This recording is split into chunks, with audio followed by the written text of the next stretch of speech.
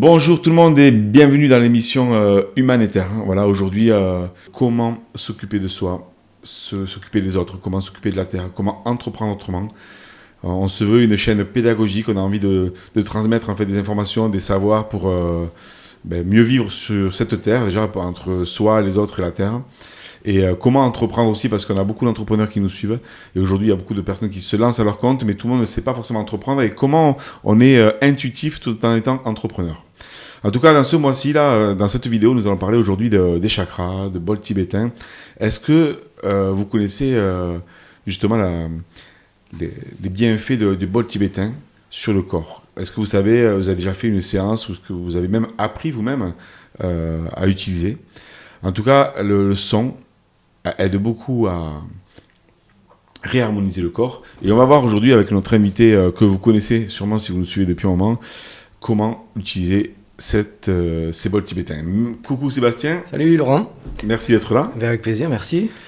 Encore une énième vidéo parce que on sait maintenant pour les personnes qui nous suivent, vous savez qu'il y a une playlist vraiment pour Sébastien Espenant. Voilà, vous avez toutes les vidéos où il transmet à chaque fois, tu transmets ton savoir. Voilà, je vais partager les outils que j'ai pu apprendre moi de mon côté, les différents outils, un panel. Alors effectivement, ça part assez large, mais dans tous les cas, c'est pour revenir justement à l'essentiel, à l'énergétique, au bien-être, au comportement et au mental, au cerveau aussi, quoi. Oui, parce que c'est vrai que, comme on l'a dit dans notre vidéo, mais tu es passionné par l'énergétique, les arts martiaux, la self-défense, mais aussi tu es thérapeute, coach aussi, et tu accompagnes les gens en individuel aussi, en groupe. Exactement. Tu es un expert dans l'étude des comportements. Voilà. Donc quelque part, modo, c'est ça. Voilà, et en même temps, tu peux travailler autant sur le corps énergétique que physique. Voilà. C'était vraiment le but de mon apprentissage et de mon partage, puisque dès le début, quand j'étais intéressé, tout jeune, même ado, par les arts martiaux, les arts de combat. Alors, on parle beaucoup de combat, d'arts martiaux, d'une part, et d'autre part, on peut parler justement de Qigong, de chakra et tout ça, mais souvent, nous, du moins en Occident, on sépare toutes ces pratiques-là. Oui. On met d'un côté qu'on appelle ça externe, et de l'autre côté qu'on appelle ça interne. Et bizarrement, moi, bizarrement ou heureusement, j'avais rencontré des personnes, donc des Asiatiques, qui, eux, ne font pas, en fait, la différence. C'est-à-dire qu'ils vont travailler autant côté corps et externe que interne et énergétique. Donc de là, moi, ça m'a vraiment passionné. Donc je me suis passionné d'arts martiaux. Maintenant, ceux qui voient les vidéos depuis quelques temps savent que j'enseigne les arts martiaux et que j'adore ça. Et de l'autre côté aussi, donc j'ai ce cabinet où j'interviens donc en individuel et aussi en collectif sur la pratique énergétique. Alors hypnose pour la partie mentale, puisque le comportement c'est quelque chose aussi qui me passionne, mais l'énergétique qui pour moi est assez intéressante et surtout qui se rapporte de plus en plus. J'essaie de faire de plus en plus de relations avec le corps médical aussi, bizarrement, mais voilà, qui est assez intéressant. Ouais, en fait, c'est vrai que des fois on le sépare, mais en fait, il n'y a pas à séparer. Tout a du sens aujourd'hui. Bien sûr, oui, tout doit aller ensemble, effectivement, pas le séparer, quoi. Et c'est vrai que dans tes activités, avant de commencer à parler du bol tibétain, tu as eu beaucoup de retours en fait, de personnes que tu as aidées aussi. Je ne sais pas si tu as un exemple là qui te viendrait, je ne t'ai pas demandé, mais au cas où c'est un truc qui te vienne. Des personnes qui sont arrivées avec une problématique, qui sont reparties beaucoup mieux. Est-ce que tu as quelque chose qui te viendrait? Oui, alors après, déjà, vous avez sur le site pour la prise de rendez-vous, thérapeute.com, où vous pouvez regarder. Il y a plein de commentaires. Aujourd'hui, je crois qu'il y a à peu près 80, ou pas tout à fait, 70-80 commentaires d'avis de mes soins. Donc déjà, là, après, effectivement, il y a plein de choses qui se passent. Alors, l'hypnose sera très intéressante pour un arrêt de tabac, par exemple, qui va se faire très rapidement. Donc, voilà, il y a tellement de choix. Voilà, il y a le poids. Après, moi, je me suis spécialisé dans plusieurs parties, en fait, pour parler de l'hypnose, là, rapidement. L'hypnose globale, après, j'ai fait quand même beaucoup je me forme toujours, mais j'ai fait pas mal de formations sur l'arrêt de tabac, donc des protocoles spécifiques que j'ai étudiés, que j'ai créés également, des études de perte de poids aussi, des protocoles pour perdre le poids, et ensuite donc tout ce qui va être gestion du stress également. Ouais, donc tout ça c'est en fait moi ça m'est arrivé où j'ai fait un arrêt de tabac sur une personne. Oui. Et en fait on est parti sur toute autre chose. Elle était venue pour arrêter de fumer. Elle a arrêté de fumer, mais on est parti sur vraiment toute autre chose parce qu'il y avait un lien entre... Souvent, quand on démarre la cigarette, alors c'est souvent jeune, voilà, ou parce on se rebelle un peu, enfin notre époque c'est un peu plus ça, mais il y a quand même il y a quelque chose derrière. Ouais. Automatiquement, il y a quelque chose. Il y a toujours une raison ouais. émotionnelle peut-être dans laquelle Voilà. tu vas la travailler avec... Et donc souvent, ça va venir sur cette personne-là pour parler d'un cas particulier ou qui est venu pour un arrêt de tabac et ça s'est terminé où on a travaillé sur la relation avec les parents, avec le père et qui s'est super bien passé et qui n'a pas repris la cigarette et en plus qui a traité quelque chose d'autre à côté, quoi. Énorme. Voilà. Ben super, merci. Donc allez voir sur thérapeute.com, Sébastien Espenard, il y a plein de commentaires, d'avis. Aujourd'hui, tu vas nous parler des bols tibétains. Ouais, des bols tibétains. Comment... c'est quoi l'histoire? Tu connais l'histoire de... Enfin, c'est au Tibet? Oui, voilà, Tibet, l'Himalaya, donc... Ouais. Les moines. Ouais. Donc ça date encore une fois de millénaires. Hein. Ouais. Les bols tibétains, donc il y a plusieurs bols, mais les bols tibétains notamment sont spécifiques puisqu'ils ont 7 métaux. Donc un alliage de 7 métaux. Ces métaux-là, donc 7, c'est le chiffre qui va être important. Les métaux aussi, mais bon. Mais surtout le chiffre. Pourquoi? Parce qu'en fait, ce chiffre-là, 7, c'est le nombre aussi de nos chakras. 7 chakras principaux. Alors après, ceux qui sont spécialisés dans les chakras, il existe des chakras convexes, parallèles, etc. Bon. Mais moi, je vais vous parler... Simple, il y a 7 chakras principaux. Simplement, il y a 7 chakras. Et ces 7 chakras, donc, on peut dire que ça peut correspondre ou faire un lien avec les 7 métaux.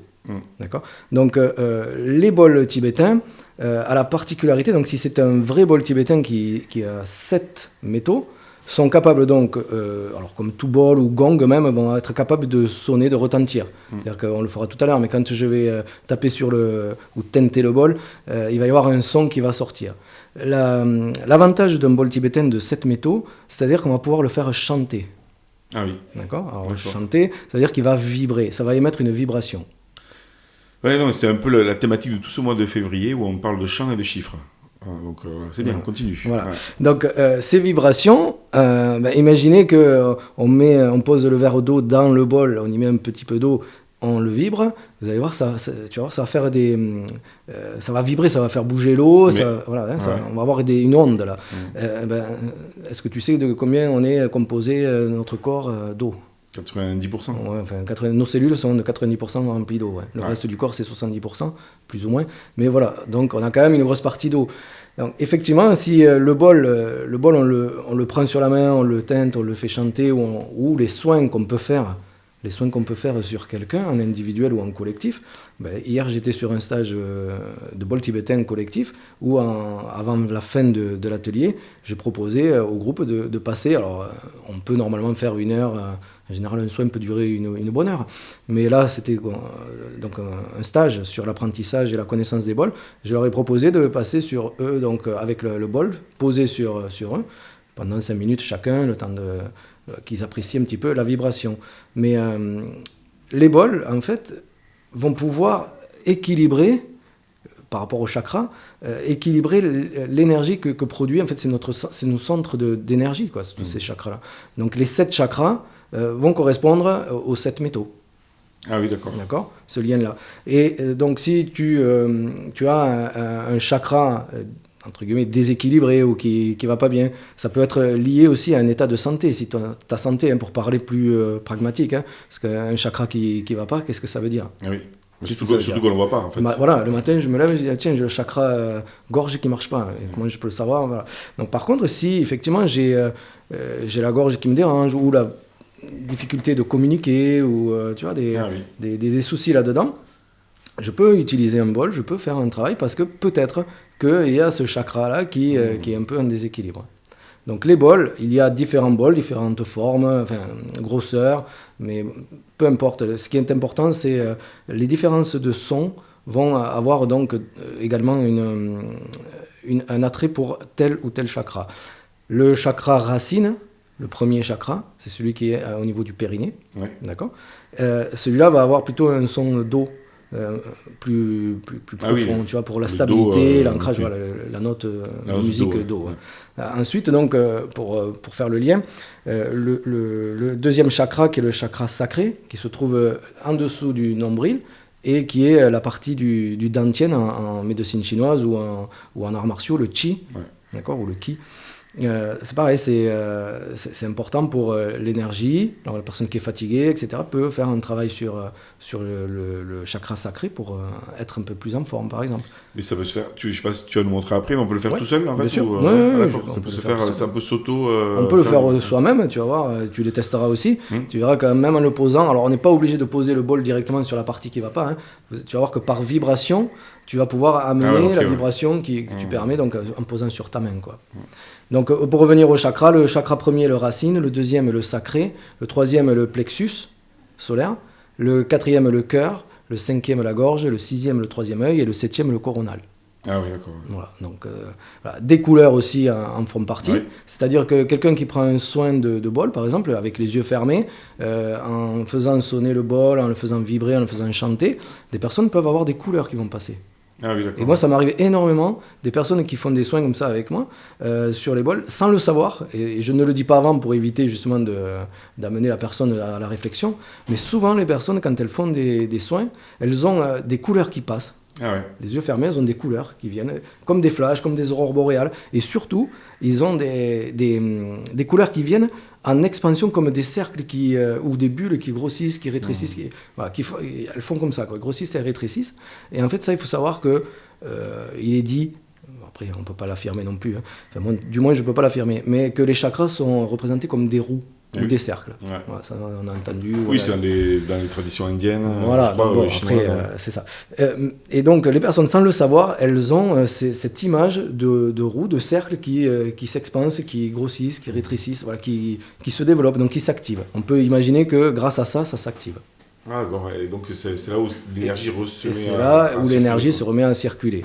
Et le rapport où, ce que j'aime bien quand même travailler, et maintenant tu me connais, tu le sais, c'est que également, donc, 7 chakras, 7 métaux, et on a 7 glandes hormonales, 7 glandes endocrines. Ah ouais. D'accord. On a l'épiphyse, qui est aussi nommée la glande pinéale. Et il se trouve, donc, il est représenté par le chakra coronal. Il faut savoir qu'il n'y a pas si longtemps que ça, hein, en méditation, maintenant les personnes, moi aussi je le fais, mais quand on médite, quand on fait une bonne méditation, on imagine et on dit, et maintenant c'est prouvé par IRM, hein, il y a des personnes qui sont mises quand même à travailler conjointement, et c'est très bien, que la glande pinéale s'active. Ah oui, d'accord. C'est excellent. Ça veut dire que là, en fait, en méditation, on arrive à activer cette glande qui va nous permettre de réduire des choses, de refaire grossir aussi nos zones télomères. Donc ça, c'est des parties qui permettent justement, quand elles se réduisent et qu'elles disparaissent, c'est la maladie d'Alzheimer qui guette et qui arrive. Ouais. Et grâce à la méditation, oui, mais ça là c'est pas moi qui l'invente, c'est factuel, c'est scientifiquement prouvé que quand on a ces zones de télomères qui sont plus épaisses, eh ben, on a moins de chances d'avoir des problèmes type Alzheimer. Donc voilà, ça ne veut pas dire que les bols va vous enlever Alzheimer, mais au moins on peut imaginer qu'en faisant de la méditation, si on conforte un peu cet état-là, tant mieux, quoi. Donc les glandes, l'épiphyse, donc, qui représente la glande pinéale, le chakra coronal, le troisième œil, c'est l'hypophyse. Ah ouais. Alors, on ne va pas rentrer sur trop de détails, mais voilà, c'est une glande qui est très importante aussi, et qui va aller chercher donc, le troisième œil dans les chakras. Pareil, si on travaille sur le troisième œil, on peut imaginer que l'hypophyse, on peut aussi la réguler et faire quelque chose de bien, quoi. Le chakra gorge, ça va être la thyroïde et les parathyroïdes. Mais en fait, c'est là où on peut dire ce qu'on veut, mais c'est super parce que c'est très conjoint, quoi. Si on étudie un petit peu ce truc-là, je pense qu'on peut parallèlement arriver à faire des choses, quoi. Donc au niveau de thyroïde, parathyroïde, donc chakra gorge, comme je disais tout à l'heure, si on a du mal à communiquer ou quoi, on peut travailler avec les bols. Mais pas que, puisque si on imagine que ça peut influencer ou générer quelque chose au niveau de thyroïde ou parathyroïde, on sait très bien que la thyroïde, quand elle ne marche pas bien, c'est de la nervosité, c'est de la prise de poids, de la perte de poids. Mais voilà, il y a tout plein de choses. Quoi. Alors, en plus d'un traitement, si besoin médical, en faisant peut-être ces choses-là, certainement ça rajoute un confort certainement, ou quelque chose qui pourrait stabiliser, quoi. Le chakra cœur qui va représenter le thymus aussi, une glande, c'est pareil. Si les personnes sont souvent malades ou attrapent tous les virus qui traînent, souvent ça peut être lié au thymus qui lui va aider aux défenses immunitaires. Voilà, donc c'est très intéressant. Bon, après on peut continuer. On a Au niveau du plexus solaire, ça va être les glandes qu'on a au pancréas. On a 4 glandes pancréatiques. Et cela, c'est pareil, ça va être régulé par le chakra du plexus. Tu vois. Okay. Le chakra sacré, lui, ça va être les glandes surrénales. Ah ouais. Et les glandes surrénales, on sait très bien aussi que c'est elles qui fournissent le cortisol. Ah ouais. Donc c'est là où c'est intéressant, et tout ce qui peut être médical. Alors moi je m'intéresse beaucoup à tout ça parce que la corrélation entre parce que bon, pourquoi on va dire je tape le bol, je vais faire du son, je vais rééquilibrer des choses qu'on ne peut pas palper en fait. Ouais. Tandis que là on peut commencer à comprendre que quelqu'un à qui on pose un bol sur le chakra sacré, en faisant teinter, en faisant sonner, en faisant chanter, et souvent je suis apaisé, je suis mieux. Ben oui, parce que certainement on doit jouer sur le cortisol de la personne. Ah oui. Et le dernier, le racine, qui lui est pour les femmes, ce sont les ovaires, et pour les hommes, c'est les testicules, ce sont des glandes hormonales. D'accord, ok. Ouais. Voilà, donc pareil. Donc les hormones, les hormones, les règles pour les femmes, les difficultés, la prostate pour les hommes. Enfin bref, on peut travailler sur tout ça, quoi. Ouais, donc quand il y a une problématique sur le corps, on peut la corréler aussi avec un chakra, avec une émotion, tout est lié en fait. Voilà. Tout est lié. Et donc on peut avec le bol en fait. On peut aider de la partie énergétique et rééquilibrer ça. Donc déjà, si énergétiquement on a rééquilibré, et si après il y a une pathologie derrière et qu'on se fait soigner, et en plus énergétiquement si on équilibre ça, il y a de fortes chances à ce que ça soit mieux. Quoi. Ouais. Voilà. Ok.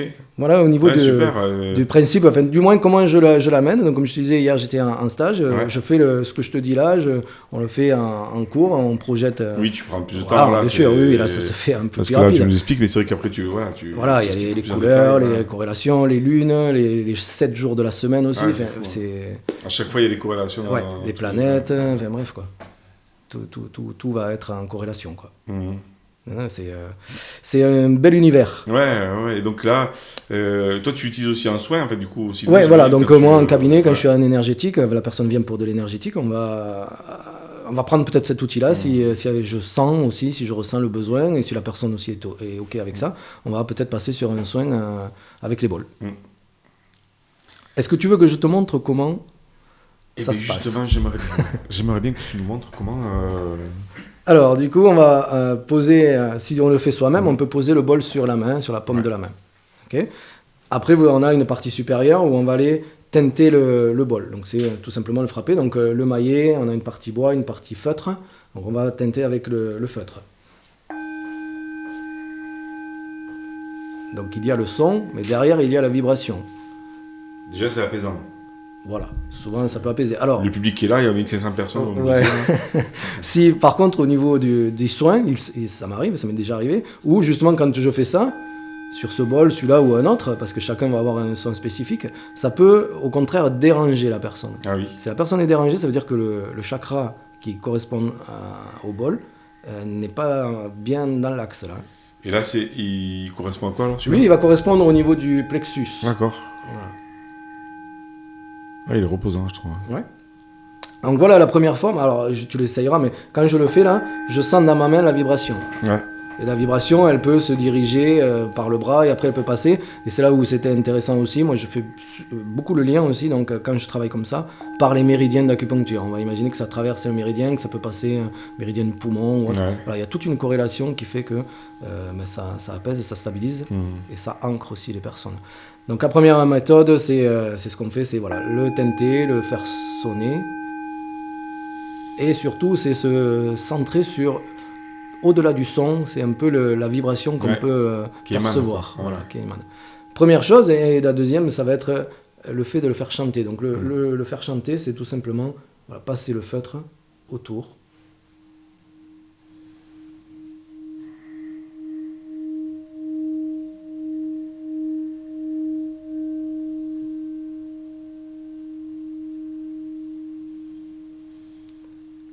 Ouais, c'est bien. Voilà, donc le fait de le faire comme ça, de le faire chanter, ça fait un cercle. D'accord ? On imagine que le chakra, on va l'expanser. C'est là où si tu fais le test, peut-être en fermant les yeux et en écoutant le bol chanter, peut-être que tu peux visualiser une forme dans ton esprit qui va comme un cercle, gonfler, rétrécir, une couleur qui peut venir. Voilà. Et quand tu le fais tout seul, comment tu fais ? Pareil, tu le mets sur la main. Si je le fais tout seul, je ferme les yeux, je vais faire ça. Ça dure pas longtemps finalement, mais ça suffit pour aller capter le. Voilà, ouais.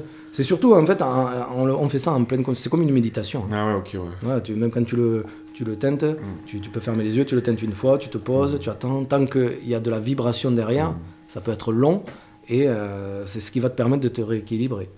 Si tu achètes un bol et que tu n'arrives pas à le faire chanter, alors que tu es sûr que ce soit un 7 métaux, hein, parce que par exemple les bols indiens, la plupart ont 5 métaux et ceux-là ils n'arrivent pas à chanter. Hein. Et on ne peut pas les faire chanter. C'est l'alliage des 7 métaux. Après les bols cristal c'est tout autre chose. Mais voilà, en 7 métaux, ceux-là ils vont chanter. Et ils vont surtout faire une vibration. Mais en fermant les yeux, en se laissant la vibration émaner le plus loin possible, c'est comme ça qu'on imagine que tout se rééquilibre, quoi.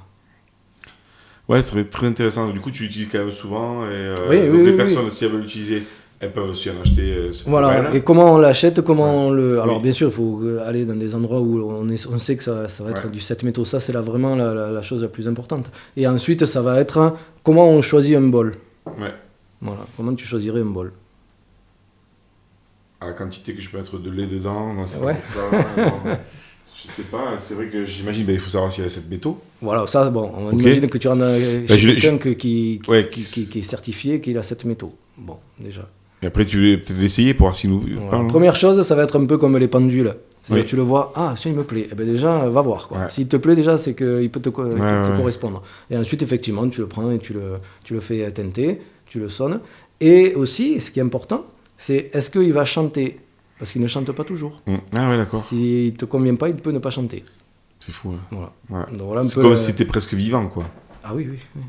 De toute façon, la Terre a une vibration, on émet une vibration, voilà, c'est vivant. Ben super, merci en tout cas Sébastien. Alors, si vous avez envie d'aller plus loin, si vous voulez faire des stages avec Sébastien sur les bols tibétains, il y a toutes les informations sur le taodelareultime.com, il y a les informations en dessous. Vous pouvez aussi prendre rendez-vous si vous voulez un soin à vous détendre, comme j'ai pu faire moi aussi là, c'est comme ça, avec le bol et tout ça. Vous avez sur le site ou sur thérapeute.com Sébastien Spenant et après est-ce que tu veux nous rajouter quelque chose dessus ou Non, il y a plein de choses encore à dire. Oui, mais tu formes, choses, mais là, tu formes, voilà, comme je disais, je suis coach, thérapeute, formateur. Donc le coaching par rapport à la partie externe, self-défense, etc. Où je pars souvent à faire de la self-défense à droite ou à gauche pour former et donner des cours aux personnes. Ensuite, donc, la partie thérapeute en cabinet sur la Salvetat et également donc, formateur dans tout ce qui va être également donc, énergétique, bol, réflexologie, etc. Mais effectivement, ça peut se faire en soins ou en stage. Et ça, comme tu viens de le dire, sur le site, vous trouvez les dates de tout ce qui est en cours. Voilà, donc si vous voulez pratiquer les bols ou autre, mais déjà les bols parce qu'aujourd'hui c'est la thématique, vous avez toutes les coordonnées en dessous. N'hésitez pas aussi à nous dire, est-ce que vous utilisez déjà les bols, est-ce que vous connaissiez, est-ce que vous avez des choses à nous partager, n'hésitez pas à nous marquer en commentaire, à partager la vidéo si vous avez envie ou liker aussi, ça nous fait référencer. Vous avez toutes les autres vidéos de Sébastien sur la playlist sur la chaîne YouTube de Humanitaire. Et écoute, merci Sébastien. Et merci à toi. Et est-ce qu'il y a d'autres choses à rajouter ou, Alors par rapport au bol, il y a les couleurs. Les couleurs, c'est les couleurs de l'arc-en-ciel. C'est les 7 couleurs d'arc-en-ciel. Voilà, donc tout est relié. Faites des recherches aussi. Allez sur Internet, regardez certaines choses. Alors on trouve de tout sur Internet, effectivement. Mais il y a certains trucs qui sont bien. Ouais, il y a certains trucs qui sont bien. Mais le mieux, c'est de faire une formation avec toi en présentiel. Peut-être que tu reviendras nous en parler sur d'autres vidéos. Je sais pas, on verra. Bien sûr. Mais c'est vrai qu'il y a beaucoup de choses à faire. Ou faire teste-le avant qu'on termine. Ah oui, c'est vrai, ouais. Du coup, si je le mets comme ça, là, voilà, et donc si tu me le montes vers un des chakras, on va imaginer que ça peut le...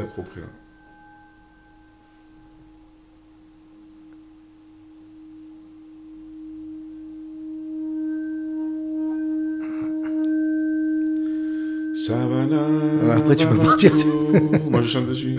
Tu peux, voilà. Ah ouais, c'est bien, hein. Et ceux-là, ils viennent de, oui, je ne l'ai pas dit, mais ils viennent d'une association du Népal avec qui je travaille. Ah ouais. C'est qui, l'argent des bols vont aider les enfants dans les études et tout. Quoi. Ouais, pour l'école, les cahiers, etc. C'est quoi le prix d'un bol à peu près Il y a plusieurs prix. Mais... Ouais, ça va dépendre. Ça va aller le petit peut aller dans les 80 à 200, 300. Et après, il y en a qui font des... moi, je le fais pas. Mais des personnes qui font des bains de bol, c'est-à-dire que tu rentres dans un grand bol aussi grand que la table. Ouais, c'est fou, ouais. Voilà, donc ça moi je le fais pas, mais enfin voilà, ça existe. Tu le fais pas parce que t'en as pas. Mais tu pourras le faire un jour, peut-être. Oui, mais bon, après, c'est...